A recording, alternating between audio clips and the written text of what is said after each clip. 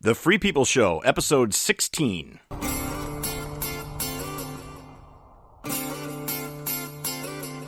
The Free People Show is a show about the practice and politics of being free. Free from government, free from coercion, and free to be yourself.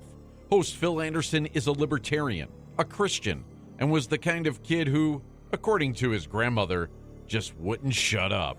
Phil and his co-hosts will talk politics, but also life in general, challenging you, entertaining you, persistently rapping on the back door of orthodox two-party politics, sparing nobody and taking no prisoners, maybe even making you laugh. Tweet us at @FreePeopleShow with questions and suggestions, or comment on Facebook during or after the show. For information about being a guest, hosting a live broadcast, or sponsoring the show, email info@freepeopleshow.com. Thanks for listening. Now, here's your host, Phil Anderson.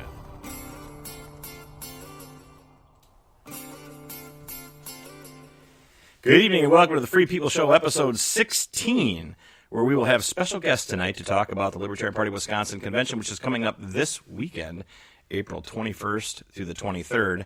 We'll talk a little bit about that during the show tonight. The speakers, we're going to have some of the events, workshops, food, drink, and fellowship, so we're really looking forward to that. You can find information about that at lpwi.org, and I encourage you to do so because it's going to be the best libertarian convention anywhere, at any time, in any state, possibly in any country. It's going to be absolutely awesome, so please don't miss it.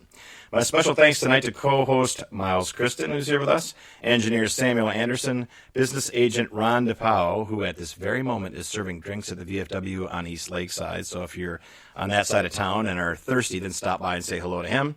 Show webmaster Dustin Dryfurst, show contributors Jeff Korch, Jay Ranchod, John Migloch, and the Libertarian Party of Dane County. You can find the Free People Show at freepeopleshow.com. You can listen to us live there as well as get archived episodes. You can also hear us on our show platform, which is Spreaker. That's the software we're using to broadcast, as well as on Stitcher, iTunes, TuneIn, SoundCloud, Facebook, Wave Miles, and Twitter.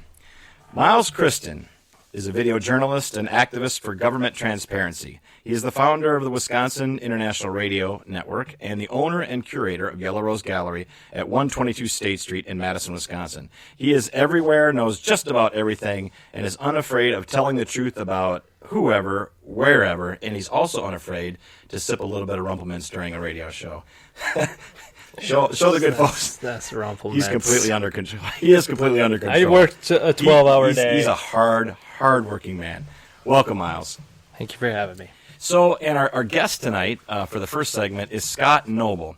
And I apologize for not having a full bio for Scott, but I know him as somebody who was very helpful in my Senate campaign. We connected at an event in Oshkosh, sort of late in the campaign. He put signs up for me. I posted some large signs on his property in central Wisconsin. He has been involved in politics in a lot of different ways. I'm going to let him tell you about that. He's also running for the chair of the Libertarian Party of Wisconsin, as am I. So I'm happy to have him on and talk about libertarian stuff. Welcome, Scott. Thank you, Phil. Yeah, I guess that's my fault that we don't have a bio, but I mean, I'd be glad to give a little background of me. I guess education-wise, I'm educated as a teacher and social worker, and I guess I've worked in those capacities over the last few years, going back to right out of high school. Before I ever got a degree, I actually worked in an acute psych unit and did some different experiences through my, I guess I'm 48 now, so I've done a lot of different things, and I've been applying it to technical education as of the last several years. So politics, Libertarian Party, I've been trying to focus on a few issues, whether I worked with libertarians or even the big box parties. I ran for state senate and came very close to actually winning, and I kind of cleared the way for somebody else, actually unseated just this last election in 2016, unseated a 20-plus year incumbent. So I guess sometimes I don't end up in the actual winning category, but like many libertarians, we sometimes clear the way or cause things to happen that are, at the very minimum, a move in the right direction. Yeah, I agree with you there. One of the ways that we manage our mental state running as libertarians, especially in the race that I ran in this last time, I knew there was very little chance of winning. So the secondary goal was to at least be able to bring things into the conversation regarding liberty and the issues specifically that we want addressed in Washington. And I think I was successful at that. I think you've been as well. And that's, a worthy secondary goal, I think, because if you get enough votes, enough percentage, then often the races between Democrats and Republicans are close to the point where they might actually covet those votes that we've gotten. Do you think that's accurate? Yes. I can think of an instance where actually I was teaching in in my school district here. I'm in the Stevens Point School District. I live in Junction City. And a couple of years ago, I worked for the alternative school in the Stevens Point School District. And I got to work with a mentor teacher that was related to somebody that was in the assembly. And I was like, boy, I was thinking, who is that, And it turns out I was looking back, and it's the one that won, I want to say two-year terms ago, partly because Jim Moss had run as a libertarian around the Wausau area.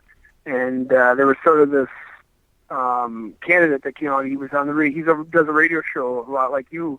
And he just got in this last time, but because of Jim, he had to sit out, I think, a while.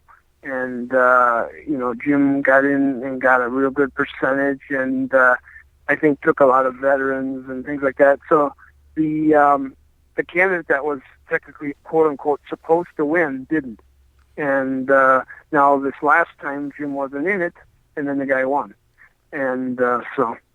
That's fantastic. you can sometimes, I'm just saying sometimes we look at things like how are we going to win, and then sometimes it might be how we can affect things and how we can educate and cause other people to lose.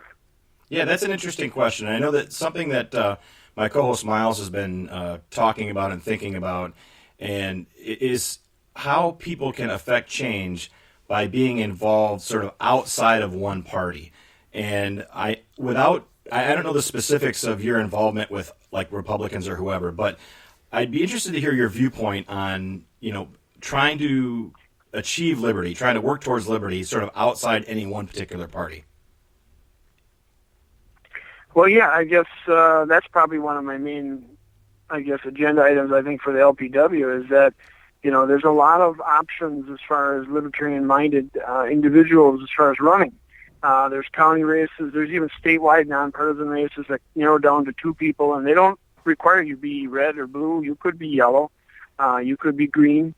The other thing, I do think that, in cases there's throughout the state of Wisconsin, for example, there's a lot of races that don't have any opponents, and that irritates me more than anything. And I think sometimes if you slide into one of those other roles, and, whether it be a label with a D or an R, somebody with a libertarian focus on, the agenda at hand can slide into those roles and end up winning. And I've seen in cases where we've gone head-to-head with a libertarian candidate.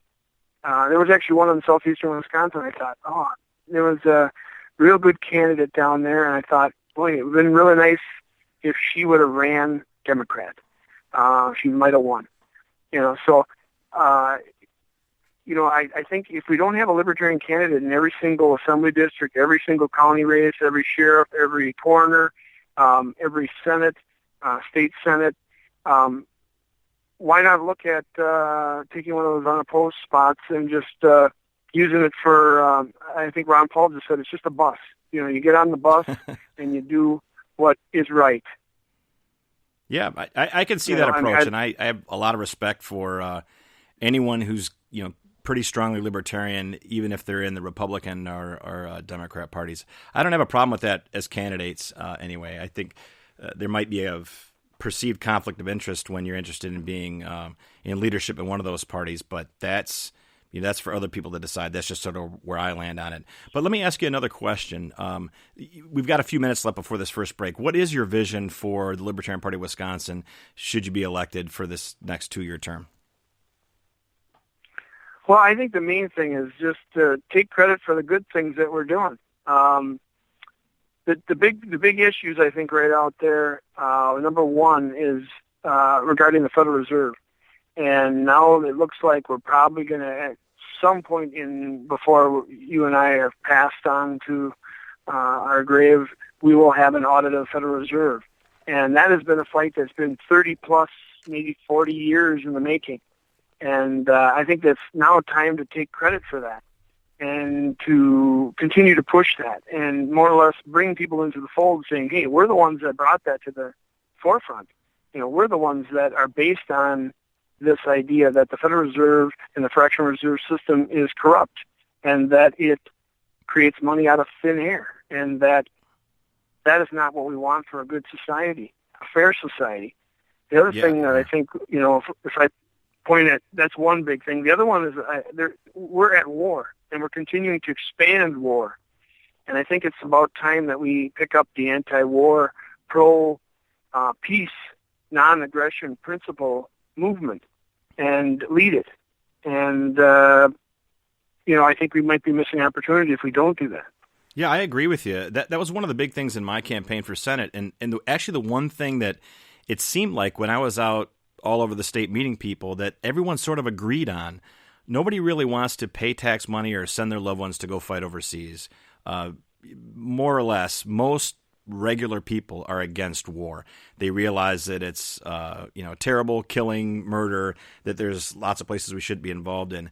So that was a relatively an easy sell, but unfortunately Democrats and Republicans are very good at selling all the other things to tease people into voting for them, or at least voting against the person on the other side of the ballot. So no, you and I are in total agreement with that. I got one more question for you. I don't know how much time we have left before the break, but there's not a whole lot. I agree with you on the issues that you want to promote. Those are fantastic. And I'm sure that whoever wins will get a chance to work together in some capacity. What would you change in the state party itself? You've mentioned a little bit on social media, and I don't think I'm out of line for mentioning this, that there's been sort of a coronation process. So there was at the last convention where it seemed to you, and please correct me if I'm mischaracterizing this, but it seemed to you as if the same people were doing the same things and being elected to the same offices, et cetera, and you use the term coronation. Is there anything in that vein or in any other way that you would change with the way the party's structured or who's involved or how it works? I guess I would just encourage the members to, have elected positions within the party that are challenged, just like we want to do out in the assembly and Senate races and, the governor race. I mean, all of, outside of the party, we want to be giving our public an opportunity to vote and have a choice.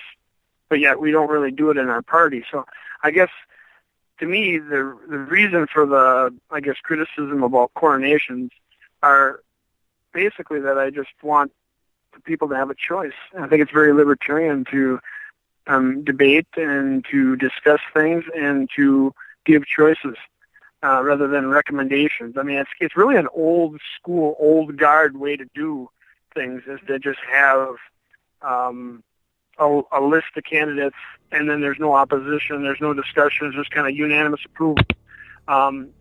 It usually just leads to not really questioning anything. Everything's fine. Yeah, I agree with you, Scott. We've only got about 45 seconds left before our break. Okay. And because we're trying to sell this show, we try to stay on our breaks. But I would like to just point out that I agree with you. At the convention 2 years ago, I mean, I wasn't elected there, and most of the current XCOM wasn't elected there, but it was just a presentation of a slate of candidates that we didn't have much choice about.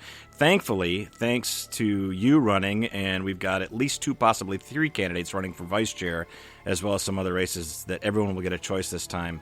And I look forward to how that plays out at the convention. Thanks, Scott Noble, for joining us. You're on the road tonight. This was not easy to appear on the show, but thank you so much, and I look forward to sharing a beer with you and some fellowship over the weekend. All right. Thank you. All right. Thanks. Take care, Scott. We'll be back at the Free People Show at freepeopleshow.com and on Facebook shortly after this break. Would you like